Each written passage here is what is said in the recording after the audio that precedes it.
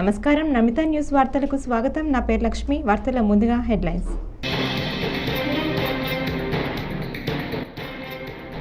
SP వర్గీకరణపై supreme court ఇచ్చిన తీర్పును స్వాగతిస్తున్నామని AP CM Chandrababu.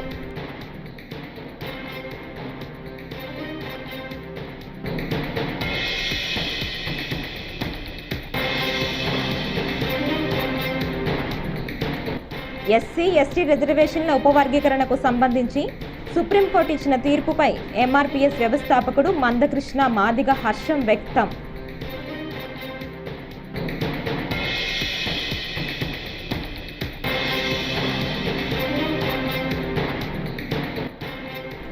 SC వర్గీకరణపై supreme court తీర్పు నేపథ్యంలో శాసనసభలో సీఎం రేవంత్ రెడ్డి కీలక ప్రకటన.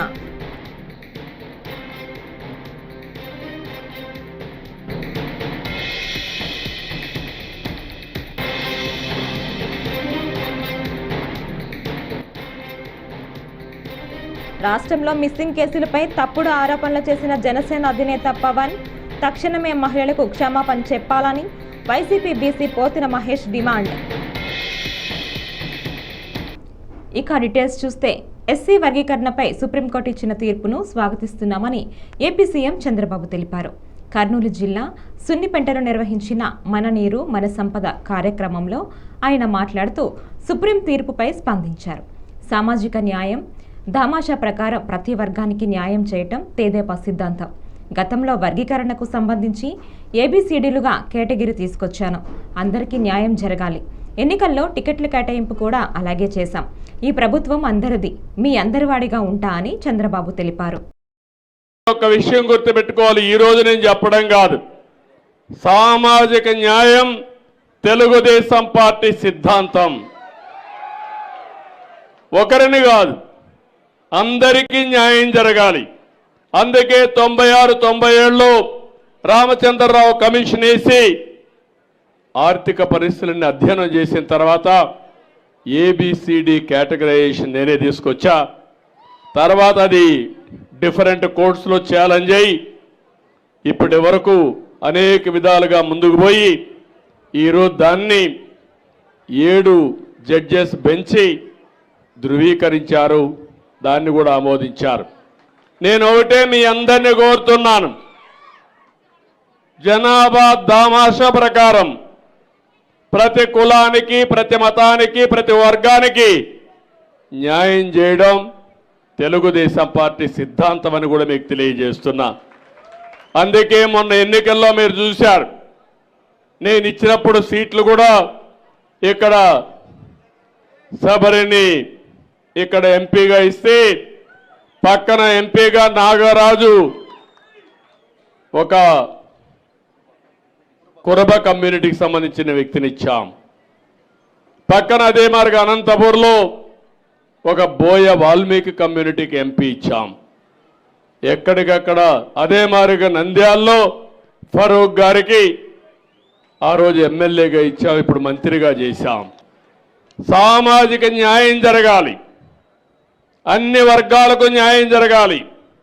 ఈ ప్రభుత్వం అందరిది, నేను మీ అందరి వాడిగా ఉంటాను, శాశ్వతంగా అదే చేస్తాను. ఎక్కడ పేదవాడు ఉంటే అక్కడ ఉంటాను. అందుకే నేను ఒక మాట మాట్లాడాను, జీరో పావర్టీ అన్నాను.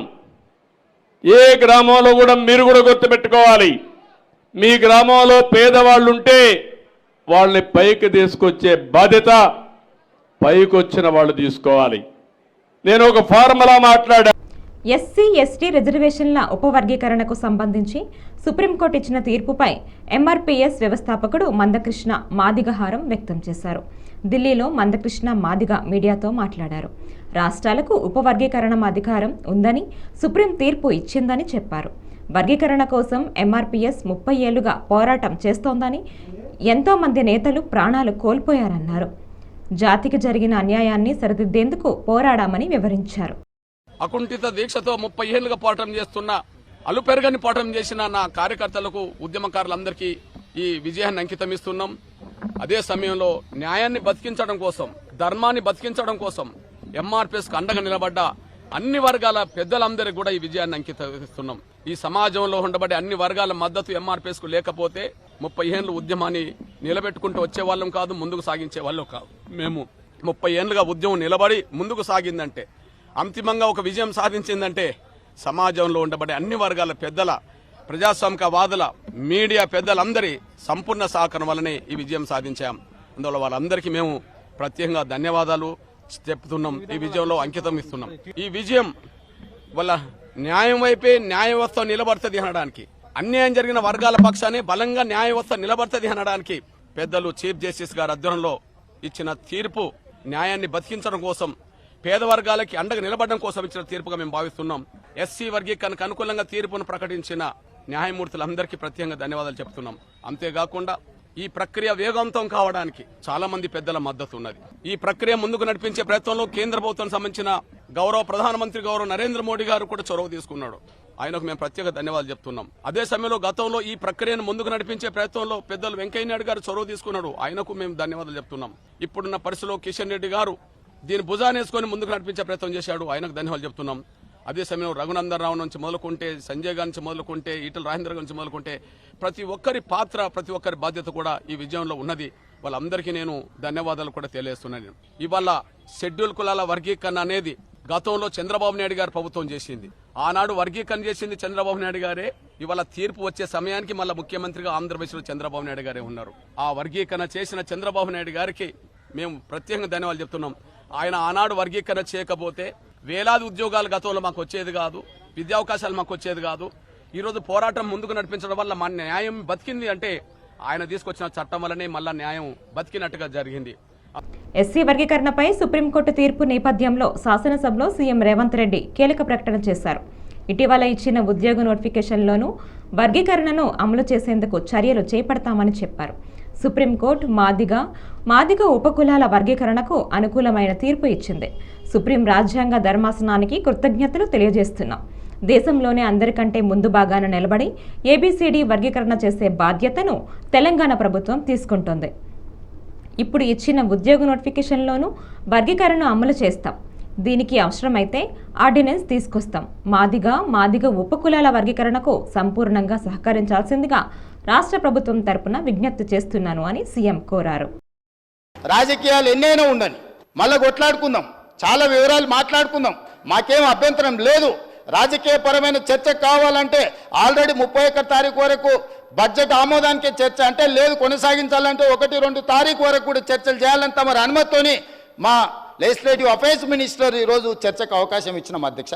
చర్చలో పాల్గొనండి, ఇష్యూ బేస్డ్ డిబేట్ చేయండి, ఏ ఇష్యూను ప్రత్యేకంగా చూడండి. మీరు ఎందుకు రాజకీయంగా కలగాపులగం చేసి రాజకీయ ప్రయోజనం తప్ప ఇంకో ప్రయోజనమే లేనట్టుగా ఈ సమాజాన్ని తప్పుదోవ పట్టించే విధంగా ఎందుకు వ్యవహరిస్తున్నారు, ఎందుకు ప్రవర్తిస్తున్నారో నాకైతే అర్థం కాలేదు అధ్యక్ష. మేము బాధ్యతాయుతంగా ఒక బాధ్యత నెరవేర్చాలి. ఒక గురుతరమైన బాధ్యత తెలంగాణ లక్షలాది నిరుద్యోగ యువకులు ఇవాళ మా మీద పెట్టినారు. ఈ బాధ్యత నెరవేర్చాలని రోజుకు 18 గంటలు కష్టపడి ప్రపంచంతో పోటీపడి సాంకేతిక నైపుణ్యాన్ని పెంచి నిరుద్యోగ యువకులకు ఉద్యోగ అవకాశాలు కల్పించాలని పట్టుదలతో మేము ముందుకెళ్తున్నాం అధ్యక్ష. ఇవాళ తెలంగాణ సమాజం అంతా వ్యసనాలకు బానిసలై గంజాయి డ్రగ్స్కు లోనవుతుంటే ఆ యువతను బయటికి తేవాలి, పని కల్పించాలి, వాళ్ళకి శిక్షణను ఇవ్వాలి, వృత్తి నైపుణ్యం పెంచాలి, ప్రపంచంతో పోటీ పడాలని ఇవాళ మా ప్రభుత్వం చేస్తుంటే అభినందించాల్సింది పోయి, సహకరించాల్సింది పోయి కాళ్ళల్లో కట్టబెట్టి కింద పడేసి ఈ చర్చనే జరగొద్దని, ఈ చర్చను తప్పుదో పట్టించాలని నిన్నగాక మొన్న మీ అందరి సమక్షంలో రైతు రుణమాఫీ 2వ విడత దాదాపుగా 1,50,000 వరకు ఉన్న రైతులకు 6,198 లక్షలు విడుదల మా ఆర్థిక మంత్రి గారు ఉప ముఖ్యమంత్రి గారు చేస్తే ఆ చర్చ ఎక్కడ జరగొద్దు, రైతులకు చేరొద్దని ఒక దుర్మార్గమైన ఆలోచన రాజకీయ పాచికతోని సభను స్తంభింపజేసి ఆడబిడ్డలను అడ్డం పెట్టుకొని అక్కల్ని అడ్డం పెట్టుకొని రాజకీయం చేస్తారు అధ్యక్ష. ఇదా అధ్యక్ష నేను మాట్లాడాలంటే చాలా మాట్లాడగలను అధ్యక్ష. ఆ అక్కలకు నేను చెప్పగలను, ఆ అక్కల్ని నేను సొంత అక్కల్లాగానే భావించిన. ఒక అక్క నన్ను నడి బజార్లో వదిలేసిన నేనేమనలే, ఇంకొక అక్క ఎలక్షన్కి పోతే. రాష్ట్రంలో మిస్సింగ్ కేసులపై తప్పుడు ఆరోపణలు చేసిన జనసేన అధినేత పవన్ తక్షణమే మహిళలకు క్షమాపణ చెప్పాలని YCP BC Pothina Mahesh demand చేశారు. విజయవాడలో బుధవారం ఆయన తన కార్యాలయంలో మీడియాతో మాట్లాడుతూ పవన్ గతంలో 30,000 మందికి పైగా మహిళల ఆచూకీ రాష్ట్రంలో లభించలేదని తీవ్ర ఆరోపణలు చేశారన్నారు. కేవలం 664 మంది మహిళలు మిస్ అయ్యారని కేంద్ర ప్రభుత్వం పార్లమెంటు వేదికగా తెలిపిందన్నారు. అందరికీ నమస్కారం.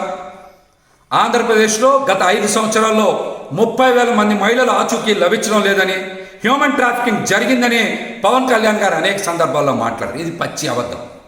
గత 5 సంవత్సరాల్లో 30,000 కాదు, కేవలం 664 మంది మహిళలు, యువతులు ఆచూకీ మాత్రం ఇంకా లభించలేదని కేంద్ర ప్రభుత్వం నిన్న పార్లమెంట్ సాక్షిగా హోంశాఖ తెలియజేసింది. ఇది కూడా వైసీపీ ఎంపీలో, రాజ్యసభ సభ్యులో అడిగినటువంటి ప్రశ్న కాదు. గత 5 సంవత్సరాల్లో ఎంతమంది మహిళలు జిల్లా వారీగా, వయసు వారీగా ఆచూకీ లభించలేదని తెలుగుదేశం పార్టీ ఎంపీలైనటువంటి పార్థసారథి గారు, అదేవిధంగా లావు కృష్ణ దేవరాయలు గారు అడిగినటువంటి ప్రశ్నకి పార్లమెంట్ సాక్షిగా కేంద్ర హోంశాఖ సమాధానం చెప్పింది. నిన్న ప్రశ్న నెంబర్ కూడా 1351, తేదీ 30 జూలై 2024లో లోక్సభలో కేంద్ర హోంశాఖ ఇచ్చినటువంటి లిఖితపూర్వకమైనటువంటి సమాధానం 2019 నుంచి 2023 వరకు 30,000 మంది మహిళల అదృశ్యం కాలేదు. గత ప్రభుత్వం ప్రతి ఏడాది కూడా యువతలు ఆచూకీ లభ్యం కాకపోతే ఎంతో నిబద్ధతతో పనిచేసి 98.5% మహిళల్ని సురక్షితంగా వారి ఇంటికి చేరవేర్చారని లిఖితపూర్వకంగా తెలియజేశారు. మరి పవన్ కళ్యాణ్ గారికి ఏ నిఘా సంస్థలు చెప్పినాయి? ఎవరు చెప్పారు? మీరు మహిళల పట్ల, యువతలపై శ్రీశైలం మల్లన్న ఆలయాన్ని ముఖ్యమంత్రి చంద్రబాబు దర్శించుకున్నారు. స్వామివారిని దర్శించుకుని ప్రత్యేక పూజలు చేశారు. అంతకుముందు ఆలయ అర్చకులు ఆయనకు పూర్ణ కుంభముతో స్వాగతం పలికారు. దర్శనానంతరం తీర్థ ప్రసాదాలు అందజేసి వేద ఆశీర్వచనాలు అందించారు.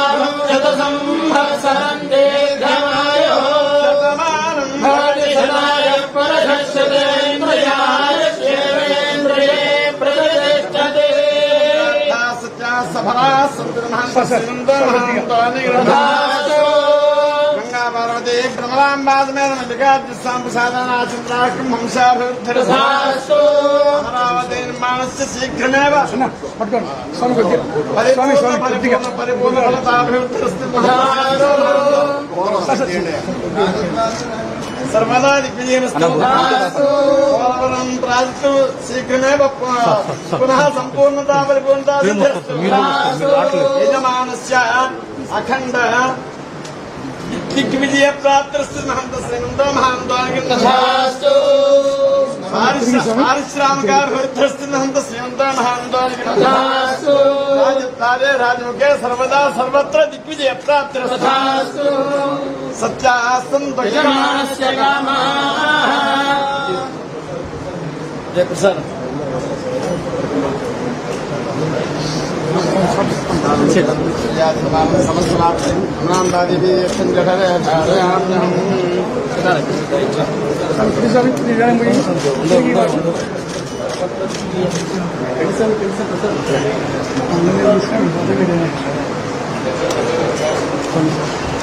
चीनू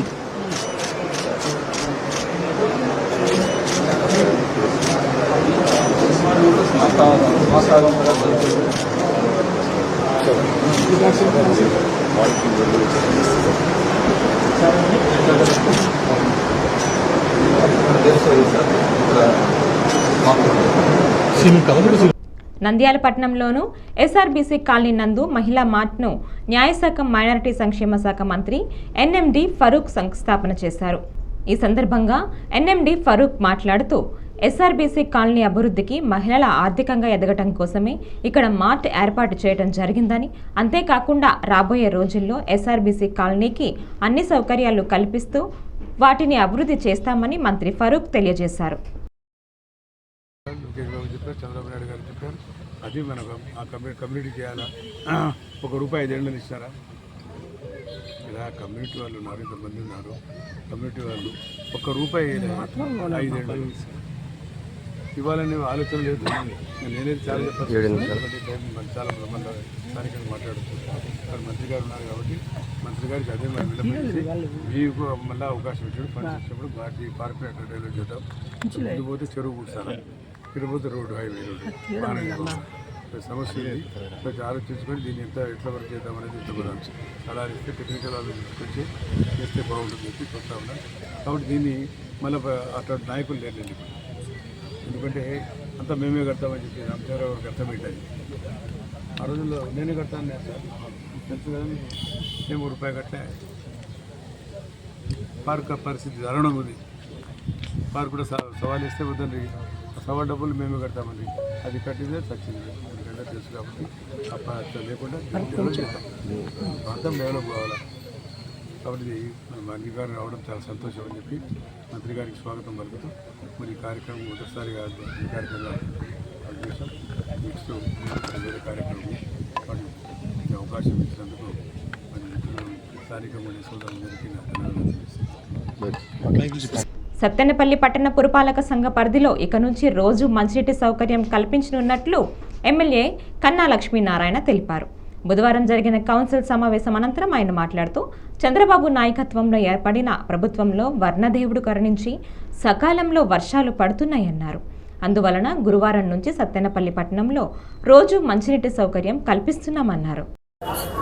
ఈ సంవత్సరం చంద్రబాబు నాయుడు గారి నాయకత్వంలో ఏర్పడినటువంటి ప్రభుత్వంలో వరుణ దేవుడు కరుణించి మనకు మంచి వర్షాలు ఇవ్వటం వల్ల రేపటి నుంచి సత్తెనపల్లి పట్టణానికి రోజు మంచినీటి సౌకర్యం కల్పిస్తారు అని చెప్పేసి ఈ సందర్భంగా సత్తెనపల్లి పట్టణ ప్రజలకు తెలియజేస్తా ఉన్నా.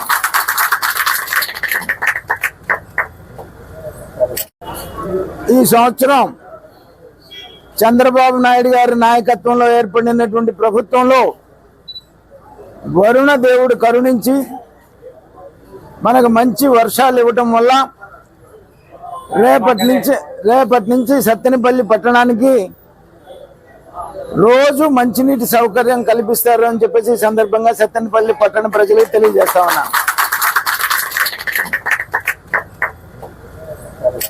పలాస మున్సిపాలిటీ పాస్ అయినపురం వద్ద గల లేఅవుట్లను పలాస ఎమ్మెల్యే గౌతు శిరీష బుధవారం పరిశీలించారు. మున్సిపాలిటీ ప్రాంతంలో ఈ లేఅవుట్ అన్ని సౌకర్యాలతో ఉందని, దీన్ని ప్రజలు వినియోగించుకోవాలని ఆమె కోరారు. సామాన్య ప్రజలు కూడా కొన్ని అవకాశం ఉందని ఆమె ప్రకటించారు. ఉద్యోగులకు కూడా 20% రిజర్వేషన్తో పాటు వాళ్ళకి డిస్కౌంట్ కూడా ఉంది. అయితే రియల్ ఎస్టేట్లో కన్నా చాలా తక్కువ ధరకు, అంటే మధ్య తరగతి వాళ్ళకి కూడా మంచి ఇళ్లలో ఉండే సౌకర్యం కల్పించేలాగా ఒక ఆలోచనతో గవర్నమెంట్ ముందుకొచ్చింది. ముఖ్యంగా ఈరోజు డిపార్ట్మెంట్ని, ఈ శాఖను చూస్తున్న మంత్రి నారాయణ గారు, అధికారులు చాలా శ్రమిస్తున్నారు. ఖచ్చితంగా ఈ 5 సంవత్సరాల్లో వచ్చే 2-3 సంవత్సరాల్లోనే టౌన్షిప్ని పూర్తి చేసి పలాస ముఖ చిత్రాన్ని మార్చడానికి. దీనివల్ల మనకు ఉపయోగం ఏంటంటే, ఇప్పటికే శ్రీకాకుళం జిల్లాలో ముఖ్యమైన ఆర్థిక పట్టణంగా ఎదుగుతున్న పలాసలో ఈ టౌన్షిప్ పూర్తయితే మరింత పెట్టుబడులతో పాటు మరిన్ని పరిశ్రమలు వచ్చే అవకాశం ఉంది. దయచేసి ప్రతిదీ పారదర్శకంగా, ఇప్పుడు వరకు ఒక 40 మంది బుక్ చేసుకున్నారని తెలిసింది. వాళ్ళ వివరాలు కూడా ఇంటర్నెట్లో పెట్టారు. ఎవరైనా ఆన్లైన్లో బుక్ చేసుకొని వాళ్ళల్లోని ఎక్కువ వచ్చిన వాళ్ళల్లోని లక్కీ డిప్ ద్వారా తీసుకున్న వాళ్ళకి 3 ఇన్స్టాల్మెంట్లోని మొదటి ఇన్స్టాల్మెంట్లో 10%, రెండో ఇన్స్టాల్మెంట్లో ఒక 30-40%తో పాటు 3 ఇన్స్టాల్మెంట్లో పూర్తిగా మనకి కట్టుకునే ఫెసిలిటీ కూడా ఇచ్చారు. ప్రతి ఒక్కరికి ఒకటే, ఇందులో ఎవరి స్వార్థం లేదు. పలాస తాలూకా బ్రాండ్ వాల్యూని పెరచడానికి, మన పలాసాని అభివృద్ధి ముందుకు తీసుకెళ్ళడానికి మొదటి మెట్టు, మొదటి అడుగు ఈ టౌన్షిప్ ద్వారా వేగుతున్నాం. ప్రతి ఒక్కరు కూడా ఇక్కడికి వచ్చి పరిశీలించి మీకు కావాల్సిన ఒక ఇల్లు కట్టుకొని ప్రశాంతంగా ఉండడానికి కావాల్సిన ప్రతి ఫెసిలిటీసు చుట్టుపక్కల వాతావరణం అలాగే ఉంది కాబట్టి ప్రతి ఒక్కరి టౌన్షిప్ని ఆదరించి దీనిలో బుకింగ్స్ చేసుకుంటారని, మీ ద్వారా ఈ టౌన్షిప్ ద్వారా వచ్చే ఆదాయాన్ని మా పలాస మున్సిపాలిటీకే ఖర్చు పెడతారన్న మాటకి నేను ఈరోజు ఒక ఎమ్మెల్యేగా స్వార్థంతో అడుగు. నందిగం మండల కేంద్రంలోని అంబేద్కర్ గురుకులంలో ఇంటర్ ప్రథమ సంవత్సరం చదువుతున్న విద్యార్థిని అక్షిత బుధవారం ఉరివేసుకుని ఆత్మహత్యకు పాల్పడింది. ఈ మేరకు ఘటనా స్థలాన్ని టెక్కల డీఎస్పీ డి బాలచంద్రారెడ్డి పరిశీలించారు. ఈ సందర్భంగా డీఎస్పీ మృతురాలి బంధువులు గురుకులం ఉపాధ్యాయులతో మాట్లాడి పలు విషయాలు అడిగి తెలుసుకున్నారు. విద్యార్థిని మృతితో తల్లిదండ్రులు కన్నీరు మున్నీరుగా వెలిపించారు.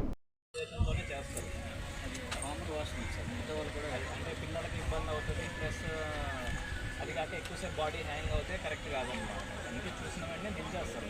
అది దించేది కూడా పోలీసులు కానీ వీళ్ళు కానీ దించరు. సపరేట్ క్రూస్ టీమ్ ఒకటి వచ్చి దించుతారు. చూడండి, మీరు ఆలోచించుకొని ఒక కంప్లైంట్ చూడండి. దాని ప్రకారం పోస్ట్ మార్టం కండక్ట్ చేసి ఏమి ఉంటుందో అన్ని చూసిన తర్వాత న్యాయం చేయండి సార్. మంచి కదా ఉండేది, వ్యవస్థగా ఉండేది న్యాయం చేయని.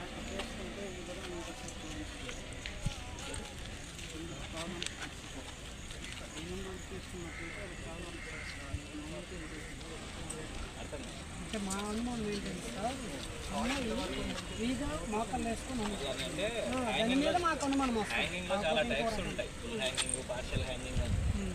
ఒకసారి మనమైనా కూడా గొంతుకి ఏదైనా తగిలించుకొని పడిపోయిన తర్వాత ఇంకా లేసేకేమి ఉండదు అన్నమాట. బాడీ కోఆపరేట్ చేయదు. అదంతా దానికి ఏం చేసేది డాక్టర్ చెప్తారు మనకి పోస్ట్ మార్టం రిపోర్ట్లో. అది వచ్చిన తర్వాత మాట్లాడతాం. విజయనగరం పార్లమెంటు పరిధిలోని చీపురుపల్లి మానాపురం రైల్వే ఓవర్ పనులను త్వరితగతిన పూర్తి చేయాలని విజయనగరం ఎంపీ కలిశెట్టి అప్పలనాయుడు కోరారు. బుధవారం సాయంత్రం ఢిల్లీ లోక్సభ సమావేశాల్లో పలు సమస్యలపై ప్రస్తావించారు. పార్వతీపురం కొమరాడ వద్ద అండర్ పాస్ లేదా ఫ్లైఓవర్ నిర్మించాలని సూచించారు. ఇండస్ట్రియల్ కారిడార్ అయినటువంటి పైడి బీమ్ వరకు మెట్రో రైల్ ప్రాజెక్టును పొడిగించాలని మంత్రికి విన్నవించారు. ఈరోజు రైల్వే మంత్రి గారు ఆఫీసులోకి వెళ్ళా ఇక్కడ కూడా క్షుణ్ణంగా కొత్తగా ఎన్నికైన మా సభ్యుల ద్వారా ప్రతి సమస్యని కూడా వారు తీసుకొని మాకు గౌరవించినందుకు ధన్యవాదాలు తెలియజేసుకుంటూ, ముఖ్యంగా నా విజయనగరం పార్లమెంట్ పరిధిలో ఉన్న ఆంధ్ర ఒరిస్సా బార్డర్ రాయగడ పార్వతీపురంలో రైల్వే గేట్స్ ఉన్నాయి. అవి విద్యార్థులు కానీ అలాగే భక్తులు కానీ ఇబ్బంది అవుతుంది. 1 కిలోమీటర్ వ్యవధిలోనే దాదాపు 5 గేట్లు ఉన్నాయి. అవి పునఃపరిశీలన చేయవలసిందిగా మీ ద్వారా తెలియజేసుకుంటున్నాం. అలాగే చీరుపల్లి రైల్వే స్టేషన్లో అంతర్రాష్ట్ర సర్వీసులు ఏవైతే ఉన్నాయో అవి సర్వీసులను ఆఫ్ చేసి ప్రయాణికులు సహకరించాలని కోరుకుంటున్నాం. అదే సమయంలో రైల్వే స్టేషన్లో కూడా సకాలంలో పనులు పూర్తి చేయాలి. అలాగే చీరుపల్లి ఫ్లైఓవర్ బ్రిడ్జిని కూడా సకాలంలో పూర్తి చేయాలని మీ ద్వారా మంత్రి గారు తెలియజేసుకుంటున్నాం. జనరల్ కోచ్ని ఏవైతే రైల్వే జనరల్ కోచ్ని ప్రయాణికులకి సౌకర్యం ఉండడానికి వీలుగా ఉండడానికి జనరల్ కోచ్ని ఏర్పాటు చేయాలని మీ ద్వారా తెలియజేసుకుంటూ, ఈరోజు విశాఖ నగరం అభివృద్ధి జరుగుతుంది. ఆంధ్రప్రదేశ్లో మెట్రో రైలుని రైలు కొత్త ప్రాజెక్టును మంజూరు చేయాలని, అలాగే భోగాపురం ఇండస్ట్రియల్ పారిశ్రామిక వాడలో పైడిబీమ వరకు భోగాపురం ఎయిర్పోర్ట్ వరకు ఇండస్ట్రియల్ ఏరియా కనుక అవి కూడా ఏర్పాటు చేయాలని మీ ద్వారా తెలియజేసుకుంటూ, ఈరోజు ఆంధ్రప్రదేశ్పై ప్రత్యేక దృష్టిని ఏర్పాటు చేసి గవర్నీయులు చంద్రబాబు నాయుడు గారు ముఖ్యమంత్రిగా ప్రమాణ స్వీకారం చేసిన తర్వాత చాలా రైల్వే సమస్యలు ఉన్నాయి. వాటిలన్నీ కూడా పరిష్కారం చేయాలని మీ ద్వారా తెలియజేసుకుంటూ, ఈరోజు ఈ అవకాశాన్ని ఇచ్చిన మీ అందరికీ హృదయపూర్వకంగా తెలియజేసుకుంటూ ధన్యవాదాలు. Thank you all. జై హింద్. రాయదుర్గపట్నంలోని 28వ వార్డులో పాలబావిలోకి గంబూషియా చేప పిల్లలను బుధవారం ఎమ్మెల్యే కాలవ శ్రీనివాసులు వదిలారు. దోమల నిర్మూలన కోసం ఈ చేప పిల్లలను విడుదల చేసినట్లు తెలిపారు. నియోజకవర్గానికి 35,000 గంబూషియా చేపలు వచ్చాయన్నారు. అనంతరం ప్రజాప్రతినిధుల అధికారులతో కలిసి దోమల ఫాంగింగ్ యంత్రాన్ని ప్రారంభించారు. వైస్ చైర్మన్ శ్రీనివాస్ యాదవ్, కౌన్సిలర్లు, టీడీపీ నాయకులు, కార్యకర్తలు పాల్గొన్నారు. రాళ్ళ పోయిన తీసి కట్టమంటే సురేష్ చుట్టూ కాంపౌండ్ పైన కట్టేసి 2 అడుగులు వదిలేస్తారు. కింద టర్మ్ డ్యామేజ్ అయిందని ఆ గ్రాంట్ ని కింద పెట్టి కట్టేస్తే ఫౌండేషన్ అవుతుంది, బాగుంటుంది. కింద టర్మ్ దెబ్బతినింది. మళ్ళీ కొత్తగా ఊరికి రాళ్లతో గోడ కట్టేస్తే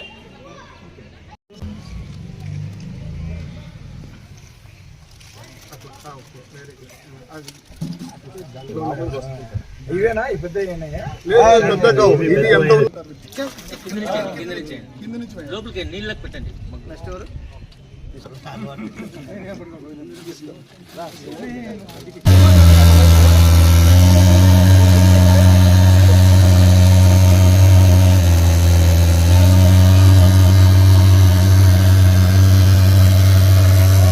కాలంలో సంభవించే అంటువ్యాధుల బారి నుంచి ప్రజలను రక్షించే ముందస్తు చర్యల్లో భాగంగా ఈరోజు ఎంపిక చేసిన నీటి నిల్వ కేంద్రాల్లో గంబూషియా చేపలను విడుదల చేయడం జరిగింది. రాయదుర్గం నియోజకవర్గానికి 35,000 గంబూషియా చేపలు వచ్చాయి.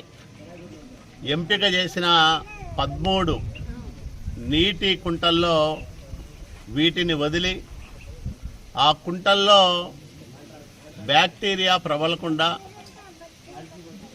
తద్వారా అంటువ్యాధులు వ్యాప్తి చెందకుండా ఉండడానికి ఈ కార్యక్రమం చేశాం. భారీ వర్షాలు, గోదావరి వరదలతో నష్టపోయిన రైతులందరినీ ప్రభుత్వం ఆదుకోవాలని రాష్ట్ర బీజేపీ కిసాన్ మోర్చా సభ్యులు చేకూరి రమేష్ వర్మ, గూడవల్లి రాంబాబు ప్రభుత్వానికి విజ్ఞప్తి చేశారు. డాక్టర్ బిఆర్ అంబేద్కర్ కోనసీమ జిల్లా ఆత్రేయపురంలో గురువారం భారీ వరదలకు నష్టపోయిన పంటలను వారు పరిశీలించారు. రైతుల సమస్యలను అడిగి తెలుసుకున్నారు. గత ప్రభుత్వంలా కాకుండా వెంటనే నష్టపరిహారం అందించాలని కోరారు.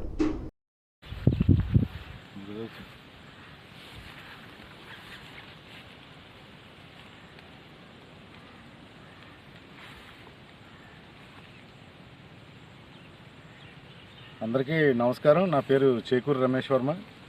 నేను భారతీయ జనతా పార్టీ రాష్ట్ర కిసాన్ మోర్చా జోనల్ ఇన్ఛార్జిగా బాధ్యతలో ఉన్నాను. ఈయన గూడవల్లి రాంబాబు గారు రాష్ట్ర భారతీయ జనతా పార్టీ రాష్ట్ర కార్యవర్గ సభ్యులు కిసాన్ మోర్చా. ఈరోజు ఆత్రేయపురం గ్రామంలో, ఆత్రేయపురం మండలంలో ఈ మహాతల్లి గోదావరి ఉప్పొంగటం వల్ల ఇక్కడ ఎక్కువగా అరటి, బొప్పాయి, పసుపు, కంద, వరి ఇవన్నీ కూడా నీట మునిగాయి. వరి నాట్లను అయితే మళ్ళీ రెండోసారి నాటుకోవాల్సిన పరిస్థితి రైతులు ఇవాళ ఏర్పడింది. గత ప్రభుత్వంలా కాకుండా ఈ ప్రభుత్వం అధికారులందరినీ అప్రమత్తం చేసి ఈ రైతులకి సరైన బీమా వ్యవస్థని ఈ విధంగా నష్టపోయిన ప్రతి ఒక్క రైతుని ఆదుకోవాలని ఈ ఎన్డీఏ భాగస్వామ్యంలో ఉన్న ఈ ప్రభుత్వం రైతులకి ఎటువంటి నష్టపరిహారాన్ని అయినా సరే యుద్ధ ప్రాతిపదికన చేపట్టాలి అన్న ఉద్దేశం మీద ఇది రాష్ట్ర ప్రభుత్వానికి విన్నపించుకుంటూ మీ చేకూరి రమేష్ వర్మ.